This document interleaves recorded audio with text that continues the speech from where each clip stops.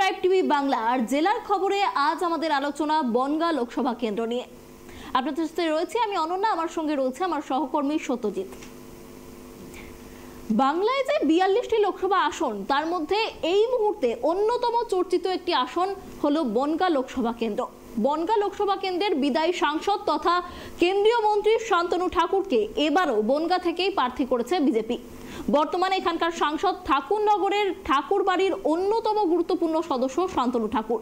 তিনি আবার কেন্দ্রের জাহাজ প্রতিমন্ত্রীও। আর তাকেই 24-এর নির্বাচনে মুখ করেছে বিজেপি। তার বিপরীতে বনগাঁ থেকে লড়ছেন তৃণমূলের বিশ্বজিৎ দাস। মতুয়া ভোট ব্যাংক বরাবর বনগাঁ লোকসভা নির্বাচনে একটা অত্যন্ত গুরুত্বপূর্ণ ফ্যাক্টর হয়ে এসেছে। রাজনীতির সমীকরণেও মতুয়া ভোট ব্যাংক দুটি ভাগে ভাগ হয়েছে। বিজেপিরও যেমন ভোট ব্যাংক রয়েছে, তেমনি তৃণমূলেরও ভোট ব্যাংক রয়েছে। নাগরিকত্ব সংশোধনী আইন বা সিএএ নিয়ে চর্চা শুরু হওয়ার পর বনগাঁ লোকসভা কেন্দ্রে মতুয়া যে ভোট ব্যাংকের গুরুত্ব সেটা আরও বেড়েছে। বিজেপির ঘাঁটি বনগাঁ লোকসভা কেন্দ্রের মধ্যে 7টি বিধানসভা কেন্দ্র রয়েছে, যার মধ্যে রয়েছে বনগাঁ উত্তর, বনগাঁ দক্ষিণ, বাগদা, গাইঘাটা, স্বরূপনগর, কল্যাণী এবং হরিণঘাটা। 21-এর বিধানসভা নির্বাচনের হিসেবটা যদি আমরা দেখি, তাহলে এই বনগাঁ লোকসভা কেন্দ্রে শুধুই গেরুয়া আবির উড়েছিল। একমাত্র ব্যতিক্রম ছিল স্বরূপনগর। সেখানেই একমাত্র সবুজ ধ্বজা ওড়াতে সফল হয়েছিল তৃণমূল। আর এখান থেকে আমরা একেবারে আলোচনাটা আমাদের শুরু করব যে এই যে বনগাঁ লোকসভা কেন্দ্র, সত্যজিৎ, সেখানে ঠিক কিসের নিরিখে ভোট হয়? ভোট বিভিন্ন ইলেকশনে বিভিন্ন রকম ইস্যু থাকে। এক একটি নির্বাচনে এক এক রাজনৈতিক দল তাদের ম্যানিফেস্টো তৈরি করে, কিন্তু এবারের যে বনগাঁ নির্বাচন, তার প্রধান ইস্যু হতে চলেছে তোমার সিএএ। এটা হচ্ছে বিজেপির প্রথম হাতিয়ার। পাশাপাশি বিজেপির হাতে কিন্তু আরও বেশ কিছু হাতিয়ার রয়েছে। যেমন ধরো, বনগাঁ পুরসভার প্রাক্তন চেয়ারম্যান শঙ্কর আড্ড, তিনি বর্তমানে জেলে রয়েছেন। খাদ্যমন্ত্রী জ্যোতিপ্রিয় মল্লিক, তিনি একসময় বলা চলে উত্তর 24 পরগনা জেলার তৃণমূলের কাণ্ডারি ছিলেন, প্রধান মুখ ছিলেন, তিনিও বর্তমানে রয়েছেন জেলে। পাশাপাশি সন্দেশখালী, রিসেন্ট ঘটে যাওয়া সন্দেশখালী কাণ্ড। সুতরাং বিরোধীদের হাতে কিন্তু একগুচ্ছ ইস্যু। পাশাপাশি উল্টো দিকে আমরা যদি দেখি, তৃণমূল কংগ্রেস শাসক দল, রাজ্যের শাসক দল, তাদের হাতে রাজ্য সরকারের জনমুখী প্রকল্প তো রয়েছে। সবচেয়ে গুরুত্বপূর্ণ হচ্ছে লক্ষ্মীর ভাণ্ডার। এছাড়া তুমি জানো, এই যে 100 দিনের কাজে দুর্নীতি নিয়ে যেটা কেন্দ্রীয় সরকারের তরফ থেকে বলা হচ্ছে যে দুর্নীতি হয়েছে, কিন্তু রাজ্য সরকার কিন্তু বারবার বঞ্চনার অভিযোগ করছে। এটা কিন্তু রাজ্যের শাসক দল তৃণমূল কংগ্রেসের হাতিয়ার। সুতরাং একদিক থেকে দেখতে গেলে সিএটাই বনগাঁতে অত্যন্ত গুরুত্বপূর্ণ হতে চলেছে এবার নির্বাচনে। একেবারেই মানে বিজেপির হাতে দুর্নীতি ইস্যু, অন্যদিকে তৃণমূলের হাতে একাধিক জনকল্যাণমূলক প্রকল্প, সেটা কিন্তু তৃণমূলের শক্তি হিসাবে কাজ করছে। এবারে যে লোকসভা নির্বাচন, তাতে কতটা গুরুত্বপূর্ণ হতে চলেছে এই কেন্দ্র? অত্যন্ত গুরুত্বপূর্ণ। তার কারণ তোমাকে বলি যে যদি আমরা দক্ষিণবঙ্গের শুরু থেকে দেখি, কলকাতার দিক থেকে তো শুরু হয় রাজ্যের, তো এখান থেকে শুরু হয় বনগাঁ এমন একটি জায়গা যেটা কিন্তু বিজেপির শক্ত গড় বলা চলে এই মুহূর্তে। তার কারণ তুমি যারা গত 2021 সালের নির্বাচনে 7টি বিধানসভা কেন্দ্রের মধ্যে 6টি পেয়েছিল বিজেপি, তো স্বাভাবিকভাবেই অত্যন্ত গুরুত্বপূর্ণ বনগাঁ। তাছাড়া যে মতুয়া, আমরা যে উদ্বাস্তু বলি, যাদের সংশোধনী আইন কেন্দ্র সরকার ঘোষণা করেছে কিছুদিন আগে, তো তার ফলে কিন্তু সবচেয়ে বেশি উপকৃত হবেন এই মতুয়া সম্প্রদায়ের মানুষেরা, যাতে কিন্তু সবচেয়ে বেশি সংখ্যা কিন্তু এই বনগাঁ লোকসভা কেন্দ্রে রয়েছে। তো স্বাভাবিকভাবেই এই বনগাঁর সিএ কতটা ফ্যাক্ট হবে ভোটে বা বিজেপিকে কতটা অ্যাডভান্টেজ দিবে, সেটা কিন্তু এই বনগাঁ থেকে দেখলেই বোঝা যাবে। একেবারে সত্যজিৎ, তুমি যেমনটা বলছো যে এই বনগাঁ লোকসভা কেন্দ্র প্রসঙ্গ উঠলেই উঠে আসে মতুয়া প্রসঙ্গ। আর সেখানে আমাদের পরবর্তী প্রশ্নটা, এই যে বনগাঁ লোকসভা কেন্দ্র, সেখানে কত শতাংশ মতুয়া ভোট রয়েছে? মতুয়া ভোট কতটা ফ্যাক্টর এখানে?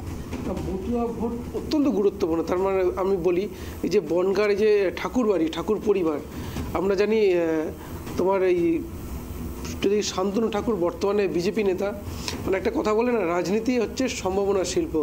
তুমি যদি দেখো, যখন বামফ্রন্ট ক্ষমতায় ছিল, এই মতুয়া পরিবারের সদস্য শান্তনু ঠাকুরের বাবা, যার নাম হচ্ছে মঞ্জুল কৃষ্ণ ঠাকুর, তিনি কিন্তু বিরোধী পক্ষের, অর্থাৎ তখনকার যে বিরোধী তৃণমূল কংগ্রেসের ঘনিষ্ঠ ছিলেন। উল্টো দিকে তোমার মমতাওয়ালা ঠাকুরের হাজব্যান্ড কপিল কৃষ্ণ ঠাকুর, তিনি কিন্তু বামফ্রন্টের ঘনিষ্ঠ ছিলেন। সুতরাং পরিবার কিন্তু এক কথায় মানে রাজনীতি সেভাবে ছিল না প্রকাশ্যে, নির্বাচনে কখনো লড়াই করেনি, কিন্তু তারা কিন্তু ঘনিষ্ঠতা ছিল। এরপর দেখো, তৃণমূল কংগ্রেস ক্ষমতা আসার পর মঞ্জুল কৃষ্ণ ঠাকুর প্রথমবার বিধায়ক হন, এমনকি রাজ্য মন্ত্রিসভার সদস্যও ছিলেন। ঠিক তারপরে যিনি বামফ্রন্ট ঘনিষ্ঠ ছিলেন সেই কপিল কৃষ্ণ ঠাকুর, তিনি কিন্তু তৃণমূল কংগ্রেসে যোগ দেন এবং বনগাঁর সাংসদ হয়েছিলেন। তো এই দিক দিয়ে এখন বর্তমান দেখো, এখন এই মঞ্জুল কৃষ্ণ ঠাকুরের ছেলে শান্তনু ঠাকুর, তারা কিন্তু বিজেপি পরিবারের সঙ্গে যুক্ত। অন্যদিকে যারা বামফ্রন্টের ঘনিষ্ঠ ছিল সেই কপিল কৃষ্ণ, তারা কিন্তু বর্তমানে তৃণমূল ঘনিষ্ঠ। সুতরাং একটা বলবো যে রাজনীতি যে বলা হয় সম্ভাবনা শিল্প, এখানে কিন্তু বোঝা যায়। আর একটা যেটা বললে মতুয়া সম্প্রদায়, বনগাঁতে মতুয়া সম্প্রদায়ের মানুষের তাদেরই প্রাধান্য বেশি। শুধু বনগাঁ নয়, বনগাঁর পার্শ্ববর্তী আমরা যদি দেখি রানাঘাট লোকসভা কেন্দ্রে, তারপরে ব্যারাকপুর, বসিরহাটে যে বাঙালি অধ্যুষিত এলাকা, সেখানে কিন্তু মতুয়া সম্প্রদায়ের প্রচুর বসবাস রয়েছে। আমার মনে হয় বাংলায় অন্তত 13 থেকে 14টি লোকসভা আসনে এই মতুয়ারা কিন্তু বড় ফ্যাক্টর হতে চলেছে এবার। তো সেদিক দিয়ে বনগাঁ এই যে সিএ যে সংশোধনী আইন, নাগরিকত্ব সংশোধনী আইন, এটা কিন্তু অত্যন্ত গুরুত্বপূর্ণ হয়ে উঠেছে। এখন বিজেপি এর ফলাফল কতটা নিজেদের ঘরে তুলতে পারে, সেটা কিন্তু একটা ফ্যাক্টর।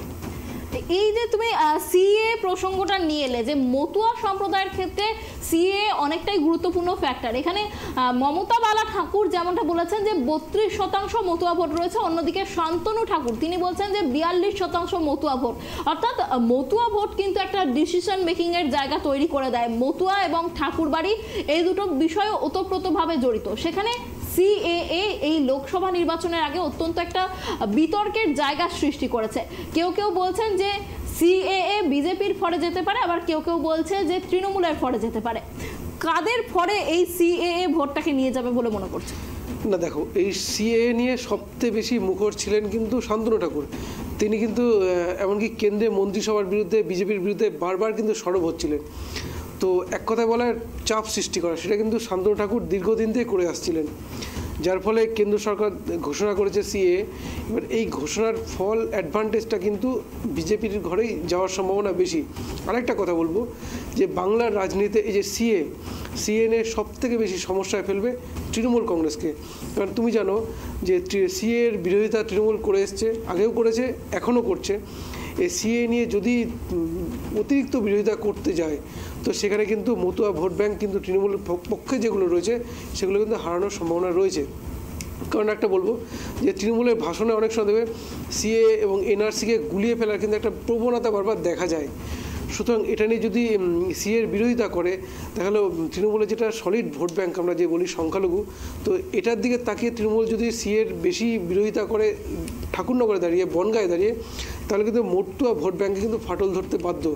এক কথায় বলা যায় সিএ নিয়ে তৃণমূল কংগ্রেসকে সবথেকে বেশি সমস্যায় পড়তে হচ্ছে এই বনগাঁ লোকসভা কেন্দ্রে। এখন তৃণমূল কংগ্রেস কি করবে, মমতা বন্দ্যোপাধ্যায় সেখানে সিএ নিয়ে কতটা করবেন, সেটা কিন্তু একটা ফ্যাক্টর। কিন্তু বলবো যে কেন্দ্র সরকার যে সিএ বা নাগরিকত্ব সংশোধনী আইন ঘোষণা করেছে, এটা কিন্তু বিজেপির পক্ষে যাওয়ার সম্ভাবনাই সবচেয়ে বেশি। আমরা সিএ নিয়ে আবারও আলোচনায় ফিরবো, কিন্তু তার আগে আরও একটা বিষয় যেটা আমরা শুরুতেই বলছিলাম যে দুর্নীতি একটা ইস্যু হতে চলেছে। যেহেতু তৃণমূল নেতা শঙ্কর আঢ্য তিনি এই মুহূর্তে জেলে রয়েছেন, অন্যদিকে যে তৃণমূলের সংগঠন বনগাঁর যে সংগঠন, সেটা দেখার দায়িত্ব ছিল জ্যোতিপ্রিয় মল্লিকের ওপর, তিনিও রেশন দুর্নীতি মামলায় এখন জেলে রয়েছেন। সেক্ষেত্রে তৃণমূলের সংগঠন অনেকটাই নড়বড়ে। তাহলে এটা কি মানে বিজেপিকে কোনোভাবে অ্যাডভান্টেজ দিচ্ছে?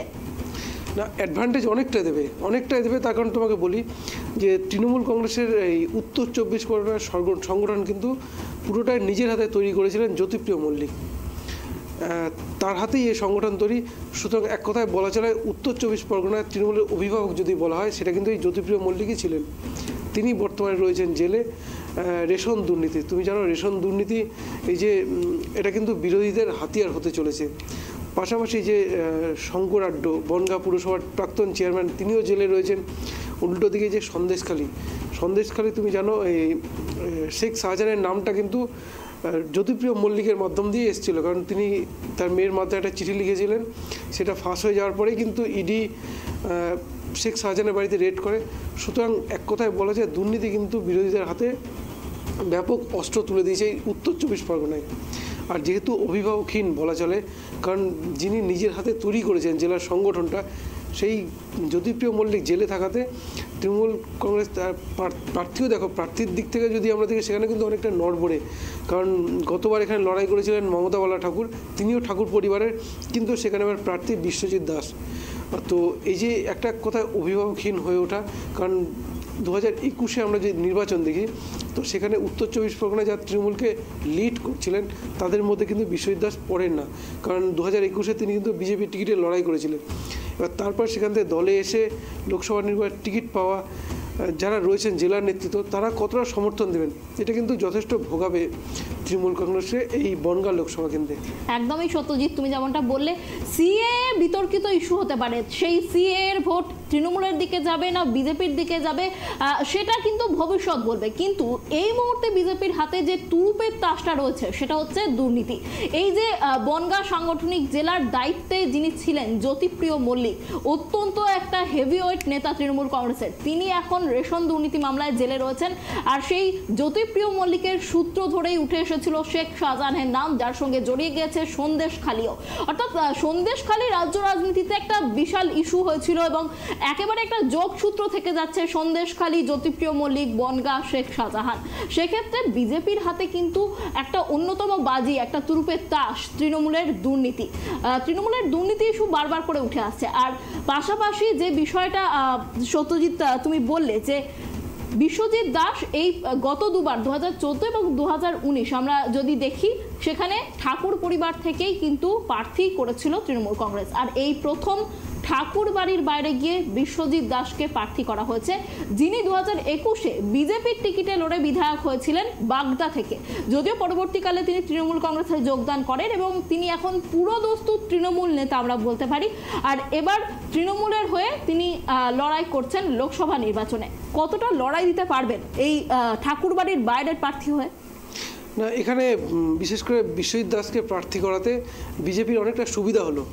তার কারণ তোমাকে বলি, আমরা যদি 2014 লোকসভা ইলেকশন দেখি, সেখানে প্রার্থী ছিলেন কপিল কৃষ্ণ ঠাকুর, তিনি জিতেছিলেন। পরবর্তীতে তিনি প্রয়াত হওয়ার পর তার স্ত্রী মমতা বালা ঠাকুর 2016-তে সম্ভবত উপনির্বাচন হয়েছিল, তিনি জয়লাভ করেন 2015-তে। তারপরে যে সেই উপনির্বাচনে কিন্তু সেখানে কিন্তু এই ঠাকুর পরিবার ফাটলটা ধরে কিন্তু, তার কারণ মমতা বালা ঠাকুরের বিরুদ্ধে প্রার্থী যিনি ছিলেন তিনি কিন্তু তোমার এই শান্তনু ঠাকুরের ভাই সুব্রত ঠাকুর, তিনি কিন্তু মমতা বালা ঠাকুরের বিরুদ্ধে লড়াই করেছিলেন উপনির্বাচনে, যার পর তিনি হেরে যান। হেরে যাওয়ার পরেই এই আসে 2019। সুতরাং এই যে ঠাকুর পরিবারের বিবাদ কিন্তু এই উপনির্বাচন থেকেই শুরু। তারপরেই 2019-এ শান্তনু ঠাকুর বিপুল ভোটে জেতেন। এরপরে তুমি দেখো আরেকটা যেটা বলবো, যেটা হচ্ছে এই শান্তনু ঠাকুর গতবার কিন্তু ঠাকুর পরিবারের সদস্য হয়ে লড়েছিলেন।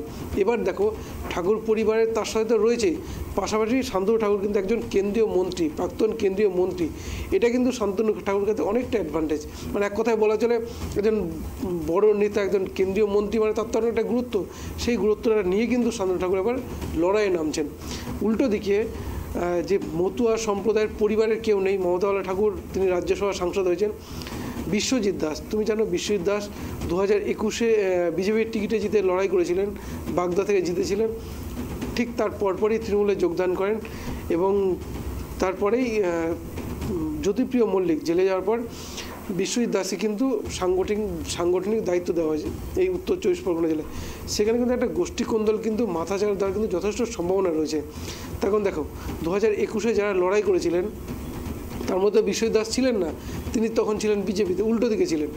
তারপর সে এসে দলের সাংগঠনিক জেলার সভাপতি, পাশাপাশি লোকসভা নির্বাচনের টিকিট পাওয়া, এটা এক নম্বর হচ্ছে। একদিকে যেমন দলের মধ্যে গোষ্ঠীকন্দল বেড়ে যাওয়ার সম্ভাবনা, উল্টো দিকে ঠাকুর পরিবারের প্রার্থী না থাকায় এক কথায় বলা যায় মতুয়া সম্প্রদায়ের ভোট কিন্তু যেটা তৃণমূলের পক্ষে থাকার সম্ভাবনা ছিল সেটা কিন্তু কমার অনেকটা সম্ভাবনা রয়েছে। এই ক্ষেত্রে আমি বলবো শান্তনু ঠাকুর যথেষ্ট সুবিধাজনক অবস্থায় রয়েছেন। তার প্রধান কারণ তিনি ঠাকুর পরিবারের সদস্য, তিনি মতুয়াদের হয়ে লড়াই করছেন সিএ, এবং এই আগেরবার যে বললাম ঠাকুর পরিবারের সদস্য ছিলেন, এবার কেন্দ্রীয় মন্ত্রী। এটা কিন্তু শান্তনু ঠাকুরকে অনেকটা অ্যাডভান্টেজ দেবে এবার। একেবারে তুমি যেটা বললে, যেহেতু বিশ্বজিৎ দাস ঠাকুর পরিবারের বাইরের একজন সদস্য, যদিও যেমনটা আমাদের কাছে সূত্রের খবর রয়েছে, তিনি কিন্তু মতুয়া সম্প্রদায়ের সঙ্গে যথেষ্ট যোগাযোগ বজায় রাখেন, যেহেতু এই বনগাঁ লোকসভা কেন্দ্রে একটা গুরুত্বপূর্ণ ফ্যাক্টর হচ্ছে মতুয়া ভোট। পাশাপাশি মতুয়া যে সংঘ রয়েছে সেখানকার সদস্যও তিনি, এই তপশিলি জাতির প্রার্থী বিশ্বজিৎ দাস। সেক্ষেত্রে বিশ্বজিৎ দাসের যোগাযোগ থাকলেও তিনি যেহেতু ঠাকুরবাড়ির বাইরের সদস্য, সেটা কিন্তু বিজেপিকে অনেকটাই একটা বাড়তি অ্যাডভান্টেজ দিতে পারে, এমনটাই কিন্তু মনে করছে রাজনৈতিক মহল। পাশাপাশি যেখানে শান্তনু ঠাকুর তিনি একটা কেন্দ্রীয় মন্ত্রীর পদে রয়েছেন, কিন্তু পাশাপাশি আমরা যদি দেখি মমতা বালা ঠাকুর, তাকেও কিন্তু রাজ্যসভার সাংসদ করেছে তৃণমূল, তার প্রত্যক্ষ সমর্থন রয়েছে বিশ্বজিৎ দাসের প্রতি। তাহলে সেক্ষেত্রে কি কিছুটা মাইলেজ পেতে পারে বিশ্বজিৎ দাস? না, সেটা কতটা পাবে সেখানে একটা সেটা তো ফলাফল দেখলেই বোঝা যাবে। কিন্তু যেহেতু বিশ্বজিৎ দাস, ওই যে বললাম যে ঠাকুর পরিবারে হলে সেখানে মতুয়ারা কিন্তু যেটা একজোট হয়ে পাশে থাকার যে বার্তাটা ব্যাপারটা হতো, সেটা অতটা হবে না।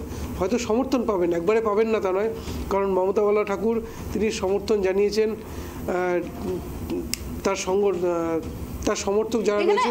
বিশ্বজিৎ দাসের যে দল বদলটা 2021-এর বিজেপির টিকিটে জিতে যে দল বদলটা, সেটা কি কোনো প্রভাব ফেলতে পারে? হ্যাঁ, প্রভাব ফেলতেই পারে। সেটা কতটা প্রভাব ফেলবে সেটা তো ফলাফলে বোঝা যাবে। কিন্তু বলবো বিজেপির হাতে এই মুহূর্তে দেখো হাতে গরম কিন্তু ইস্যু রয়েছে বেশ কিছু, যার ফলে মানে এক কথায় বলে সন্দেশখালি সামনে আসার পর এক কথায় যে তৃণমূলের বিরুদ্ধে অনেকটা কিন্তু বিরোধীদের অনেকটা অ্যাডভান্টেজ দেবে এই সন্দেশখালিটা কিন্তু। তো যার ফলে এটা সন্দেশখালিটা কিন্তু উত্তর 24 পরগনা জেলার মধ্যেই পড়ে। তো এই দিক দিয়ে বিচার করলে অনেকটা পিছিয়ে বলা চলে, অনেক শান্তনু ঠাকুরের তুলনায় অনেক দুর্বল প্রার্থী আমার মনে হয়।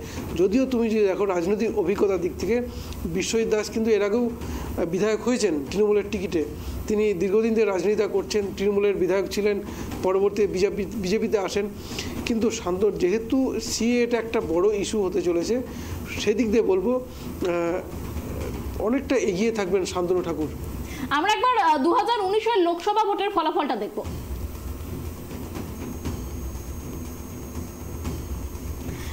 2019-এ বিজেপি প্রার্থী হয়েছিলেন শান্তনু ঠাকুর, তিনি পেয়েছিলেন 6,87,622টি ভোট। তৃণমূল থেকে লড়েছিলেন মমতা বালা ঠাকুর, তিনি পেয়েছিলেন 5,76,028টি ভোট। অন্যদিকে সিপিএম এর প্রার্থী হয়েছিলেন অলোকেশ দাস, তিনি পেয়েছিলেন 90,122টি ভোট, এবং কংগ্রেস থেকে প্রার্থী হয়েছিলেন সৌরভ প্রসাদ, তিনি পেয়েছিলেন 22,618টি ভোট। বিজেপি এবং তৃণমূল এখানে বনগাঁ লোকসভায় কিন্তু লড়াইটা মূলত দ্বিমুখী। আগের বারে মমতা বালা ঠাকুর এবং শান্তনু ঠাকুর বাড়ির দুই প্রার্থীর মধ্যে লড়াই হয়েছিল, আর এবারের লড়াইটা মার্জিন যদিও খুব কম ছিল, 1 লক্ষেরও কম মার্জিন ছিল, আর এবার লড়াইটা কিন্তু একেবারে ঠাকুর বাড়ির একজন বাইরের সদস্য বনাম শান্তনু ঠাকুর। তো আমরা যে প্রসঙ্গে ছিলাম সিএএ প্রসঙ্গ, সেই প্রসঙ্গটা আরো একবার ফিরে আসি। আমরা প্রথম থেকেই বলছিলাম যে একটা বিতর্কিত বিষয় এই সিএএটা লোকসভা নির্বাচনের আগে, কারণ সিএএ নিয়ে কিন্তু মতভেদ রয়েছে এই মতুয়া সম্প্রদায়ের মধ্যে। কারণ মতুয়া সম্প্রদায়ের যাদের আধার কার্ড এবং ভোটার কার্ড রয়েছে, তারা কিন্তু যেমনটা জানাচ্ছেন যে আমরা বাংলার নাগরিক, আমাদের আর নতুন করে ভারতের নাগরিক, আমরা বাংলার নাগরিক, আমাদের নতুন করে আর সিএ এর প্রয়োজন নেই। এবং তারা যেমনটা দাবি করেছিলেন, তারা প্রথম থেকে যে সিএ এর দাবি তুলেছিলেন, তাদের দাবি ছিল যে নিঃশর্ত নাগরিকত্ব, অর্থাৎ শর্তহীন নাগরিকত্ব। কিন্তু এই যে সিএ এর ঘোষণা হয়েছে, সেখানে কিন্তু শর্তহীন বা নিঃশর্ত নাগরিকত্বের কোনো কথা কিন্তু উঠে আসেনি। আবার মতুয়া সম্প্রদায়ের যাদের ভোটার কার্ড এবং আধার কার্ড নেই, তাদের সিএ অনেকটাই উপকৃত করবে, কিন্তু তারা এবার লোকসভা নির্বাচনে ভোট দিতে পারবেন না। সেক্ষেত্রে যাদের আধার কার্ড ভোটার কার্ড রয়েছে, তারা কিন্তু চাইছেন না সিএটা, এমনটাই কিন্তু সূত্র মারফত খবর উঠে আসছে। তাহলে সেক্ষেত্রে তারা যেমনটা দাবি করছেন যে আমরা নাগরিক, ভারতেরই নাগরিক, যেহেতু আমাদের আধার কার্ড ভোটার কার্ড রয়েছে, সেক্ষেত্রে কি বিজেপির এই সিএ বুমেরাং হয়ে যেতে পারে? দেখো, এটা সামান্য কিছু জায়গা থেকে উঠে আসছে, কিন্তু একটা জিনিস বলবো, সিএ সংসদে প্রথম থেকে মমতা বন্দ্যোপাধ্যায় কিন্তু জোর গলায় সিএ এর বিরুদ্ধে লড়াই করেছেন। আমি আবার বললাম, এই বনগাঁ একমাত্র লোকসভা কেন্দ্র যেখানে কিন্তু তৃণমূলকে সিএ কিন্তু বিড়ম্বনায় ফেলতে পারে। তার কারণ দেখো, বেশি বিরোধিতা করলে মতুয়া ভোট ব্যাংক এটা কিন্তু কেটে যাওয়ার সম্ভাবনা রয়েছে। তখন উদ্বাস্তু যারা রয়েছেন, বাংলাদেশ সিএ যে সংশোধনী আইনটা, এখানে কিন্তু বাংলাদেশ, পাকিস্তান, আফগানিস্তান থেকে সংখ্যালঘু, এসব দেশের সংখ্যালঘুরা যারা অত্যাচারিত তাদের নাগরিকত্ব দেওয়ার আইন, এখানে কিন্তু নাগরিকত্ব কেড়ে নেওয়ার কোনো বিষয় নয়। সুতরাং এইখানে তুমি যেটা বললে যে কিছু যারা বলছেন ভোটার কার্ড, আধার কার্ড রয়েছে, তা আবেদন করা মানে কি তাদের নাগরিকত্ব, যেটা তারা যে নাগরিক নন এটা স্বীকার করে নেয়, হ্যাঁ, তাদেরকে মেনে নেওয়া আর কি, সেই কারণেই ওটা বলা হয়েছে। তো পাশাপাশি রাজ্য সরকার রাজনীতিতেও যেহেতু ভোট সামনে, সুতরাং দুপক্ষের মতামত সামনে আসবেই। তো এদিক দিয়ে এখন যারা অপোজিশন যারা, তারা তো বিরোধিতা করেই আসছেন, সুতরাং তাদের পক্ষের লোকেদের একরকম মতবাদ আসবেই, এগুলো কোনো ব্যাপার না। কিন্তু যেটা বলবো যে সিএ কিন্তু অ্যাডভান্টেজই থাকবে, বরঞ্চ বিড়ম্বনায় পড়তে পারে তৃণমূল কংগ্রেস বেশি বিরোধিতা করতে গেলে বনগায়। কারণ দেখো, তৃণমূলে যেটা সলিড ভোট ব্যাংক সংখ্যালঘুদের একমাত্র সিএ বলো বা এনআরসি, এটা কিন্তু সংখ্যালঘুদের একজোট করার ক্ষেত্রে মমতা বন্দ্যোপাধ্যায় বা তৃণমূল কংগ্রেসকে একজোট করার ক্ষেত্রে অত্যন্ত গুরুত্বপূর্ণ হয়ে উঠেছিল। আর বেশি বিরোধিতা করতে গেলে এই মতুয়া ভোট ব্যাংক কিন্তু কিছুটা কেটে যাওয়ার সম্ভাবনা রয়েছে। এখন কিভাবে সামাল দেয় সেটাই দেখার বনগায়। অনেক ধন্যবাদ সত্যজিৎ আমাদের সঙ্গে থাকার জন্য। 2009 আসন পুনর্বিন্যাসে বারাসাত লোকসভা ভেঙেই কিন্তু এই বনগাঁ লোকসভা কেন্দ্র তৈরি হয়েছিল। 2009 থেকে টানা 3 বার 2015 উপনির্বাচন নিয়ে মতুয়া সম্প্রদায় প্রভাবিত বনগাঁ কিন্তু ছিল তৃণমূলের দখলে। মতুয়া ঠাকুরবাড়ি বনগাঁ লোকসভা কেন্দ্রের রাজনীতিতে বারবার আবর্তিত হয়েছে। ঠাকুরনগরের যে ঠাকুরবাড়ি, সেই ঠাকুরবাড়িকে কেন্দ্র করেই কিন্তু এই বনগাঁ লোকসভা কেন্দ্রের যে রাজনীতি সেটা আবর্তিত হয়েছে। এককালে এই ঠাকুরবাড়ির সদস্যরা তৃণমূলের সমর্থনে ছিলেন, কিন্তু এখন সময়ের সঙ্গে সেখানেও আমরা দেখতে পাচ্ছি বিভাজনের ছবিটা স্পষ্ট হচ্ছে। এখন ঠাকুরবাড়িতে মমতা বালা ঠাকুরের গোষ্ঠী রয়েছে তৃণমূলের সমর্থনে, আবার শান্তনু ঠাকুরের গোষ্ঠী রয়েছে বিজেপির সমর্থনে। 2019-এ বিজেপির মতুয়া মুখ শান্তনু ঠাকুর তৃণমূলের কাছ থেকে এই বনগাঁ লোকসভা কেন্দ্রের যে আসনটি সেটা ছিনিয়ে নেন। মতুয়া ভোট ব্যাংক বারবার বনগাঁ লোকসভা নির্বাচনে একটা অত্যন্ত গুরুত্বপূর্ণ ফ্যাক্টর হয়ে এসেছে। আর নাগরিকত্ব সংশোধনী আইন নিয়ে চর্চা শুরু হওয়ার পর, নাগরিকত্ব সংশোধনী আইন কার্যকর হওয়ার পর এই বনগাঁ লোকসভা কেন্দ্র মতুয়া ভোট ব্যাংকের গুরুত্ব আরও বাড়িয়েছে। অর্থাৎ ঠাকুরনগরের ঠাকুরবাড়ির মধ্যেও রাজনীতির বিভাজন রয়েছে। এখন দেখার এবার লোকসভা ভোটে কোন দিকে যায় বনগাঁর আমজনতার রায়।